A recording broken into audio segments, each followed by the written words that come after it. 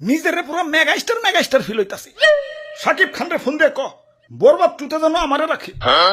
আরে হুজুর খবর কিছু রাখেন, বরবাদ টুতে আপনারা রাখবো, নিশ্চয় রাখবো। তো এই অ্যাক্টর হিসেবে না, খাবার টেবিলের খাবার হিসেবে। কি কও তুমি? হ্যাঁ, দেশে ঠান্ডা ভাইরাল হওয়ার পর থেকে দেশের পাবলিকরাও আমাকে ধরে ধরে খাওয়া শুরু করছে। অনেকে তো ঠান্ডা ভেবে বেচারা ঘুষাবেও ছাড় দিতেছে না, ঘুষাবো খাইতেছে। কও কি সৌদির কফিল কি বাংলাদেশে বললো নাকি? হুজুর এইমাত্র খবর পাইলাম সুলতান ডাইনে ঠান্ডা বিরিয়ানি চালু করছে। আই থাক, এতক্ষণে কাম হইছে, বংশ তো নির্বংশ হয়ে যাইব।